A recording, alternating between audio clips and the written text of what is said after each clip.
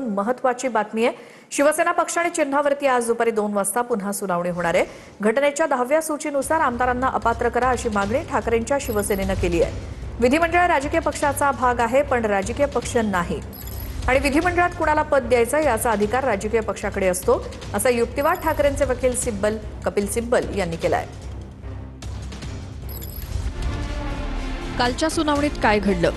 विधिमंडळ पक्षावर राजकीय पक्षाचं नियंत्रण कायम राहतं। सुप्रीम कोर्ट राजकीय पक्षानं वैध पद्धतीने घेतलेला कोणताही निर्णय विधिमंडळ पक्षातील बहुमताच्या इच्छेपेक्षाही वरचढ ठरतो। कोर्टाचं निरीक्षण। विधिमंडळ पक्ष हा राजकीय पक्ष असू शकत नाही।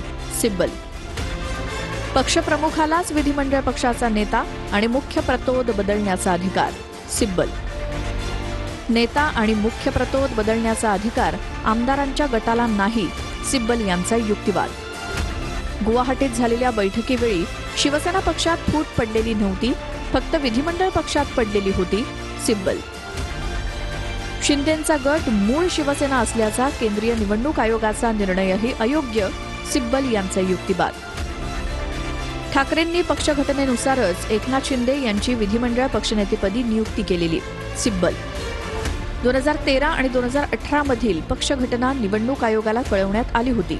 सिब्बल याच घटनेच्या आधारे 2019च्या लोकसभा आणि विधानसभा निवडणुका लढवल्या गेल्या। सिब्बल पक्षघटना नोंदीत नसल्याचा निवडणूक आयोगाचा दावा ग्राह्य धरता येणार नाही। सिब्बल शिवसेना आमदार फुटल्यानंतर ठाकरेंनी शिंदेंची विधिमंडळ पक्षनेतेपदावरून हकालपट्टी केली। कपिल सिब्बल ठाकरेंनी विधिमंडळ पक्षनेतेपदी अजय चौधरींची नियुक्ती केली, हा निर्णय उपसभापतींनी मान्य केला होता। सिब्बल चौधरींच्या नियुक्तीचा निर्णय विधिमंडळ पक्षातील सदस्यांच्या स्वाक्षरीशिवाय घेण्यात आला का?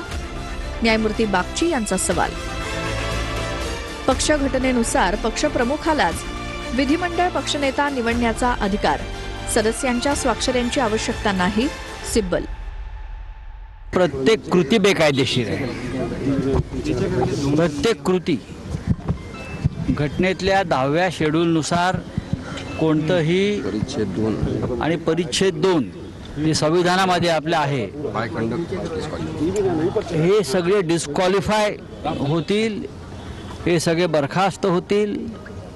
शिवसेनेचं चिन्ह आणि मूळ शिवसेना ही त्यांच्याकडे अत्यंत बेकायदेशीरपणे सोपवलेली आहे। आम्हाला संपूर्ण विश्वास आहे की आम्ही जे काही गोष्टी केलेल्या आहेत, जे काही प्रक्रिया केलेल्या आहेत आणि जी काही प्रोसिजर केलेली आहे ती घटनेला अनुसरून केलेली आहे आणि कायद्याला अनुसरून केलेली आहे। त्यामुळे आम्हाला संपूर्णतः विश्वास आहे।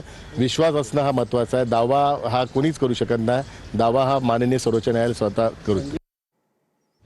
संजय राऊतांनी एक ट्विट केलेलं आहे। आमच्या देशाच्या संविधानावरती विश्वास असं ते म्हणतायत। आमचा देशाच्या संविधानावरती विश्वास आहे। एकनाथ शिंदेंचा फोटो पोस्ट करून संजय राऊतांचं हे ट्विट। यांचा खेळ कायदेशीर मार्गाने आटोपतोय, याबाबत आमच्या मनात शंका नाही। जय महाराष्ट्र।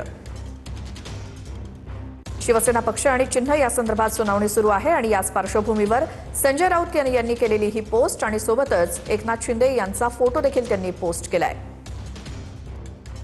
यांचा खेळ कायदेशीर मार्गाने आटोपतोय, याबाबत आमच्या मनात शंका नाही। जय महाराष्ट्र अशी पोस्ट संजय राऊतांनी केली आहे। सोबतच एकनाथ शिंदेंचा हा फोटो देखील त्यांनी पोस्ट केलाय। आमचा देशाच्या संविधानावरती विश्वास आहे अशी पोस्ट संजय राऊतांची।